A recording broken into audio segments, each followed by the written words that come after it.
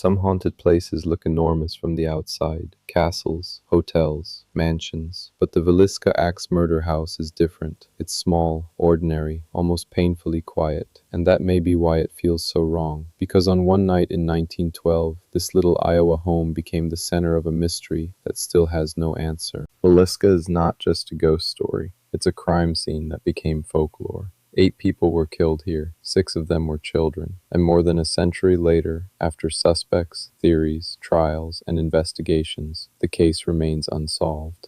The story begins with something painfully normal, a church program.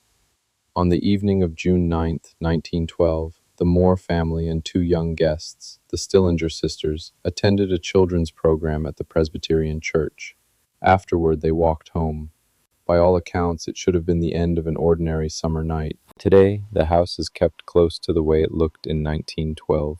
No modern comfort, no bright lights, no easy distance between you and the past. The official site says the home was restored in the 1990s to appear like it did on the night of the crime, without electricity or running water. One of the hardest parts of this story is how small the house is. Every room feels close to another. Every doorway feels too near. The official account says the 2 Stillinger sisters slept downstairs, while the Moore children slept upstairs near their parents. That layout makes the mystery feel even more suffocating. Investigators believe the murders happened sometime between midnight and 5 in the morning. That window has haunted the case ever since. Hours of darkness, a locked house by morning, a killer who came and went, and a town that woke up to something it could never explain.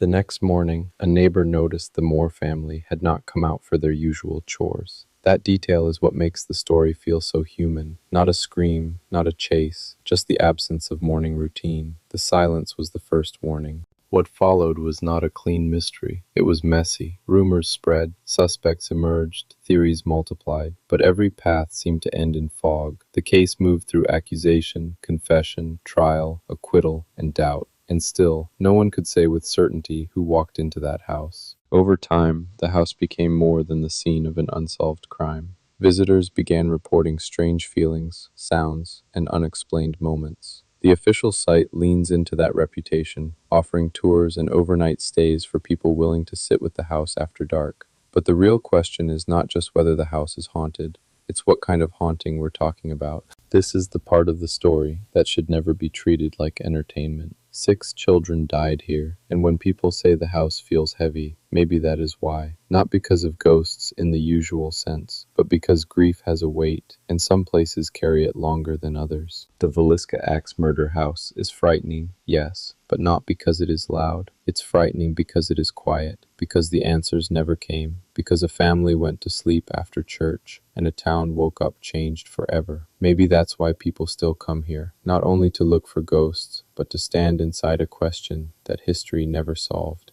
If you want more Haunted America field reports, subscribe and tell me where I should go next, because some places don't need to scream to stay with you. Sometimes the quietest house on the street is the one history never stopped hearing.